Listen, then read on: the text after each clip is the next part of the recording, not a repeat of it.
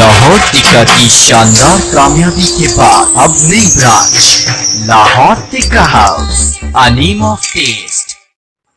खानेवाल से रिपोर्ट कर रहे हैं साजिद महमूद मलिक। लाहौर में होने वाले बैनुल अक़वामी मुकाबला बराए प्रेसिडेंट एशिया कप 2026 का मैदान सज गया। जिला खानेवाल के होनहार एथलीट आदिल सलीम मुल्क को कौम का नाम रोशन करने के लिए पुरअज़्म अजीज़ो क़रीब और दोस्त अहबाब की दुआओं के साथ रवानगी मखदूमपुर फोहाड़ा। तफसीलात के मुताबिक जहानिया शहर से ताल्लुक रखने वाले काबिल फख्र नौजवान एथलीट मोहम्मद आदिल सलीम ने एक बार फिर न सिर्फ अपने इलाके बल्कि पूरे पाकिस्तान का सर फख्र से बुलंद कर दिया। बैनुल अक़वामी सतह के मुकाबले CUP के लिए पंजाब ताइक्वांडो एक्स एशियन की टीम में बतौर हाईलाइट एथलीट मुंतखब होना इनके लिए इंतहाई एजाज की बात है। जिना स्पोर्ट्स कॉम्प्लेक्स लाहौर में होने वाले इस अजीम शान इवेंट में मोहम्मद आदिल सलीम ने अपने शानदार हुनर का मुजाहरा करेंगे।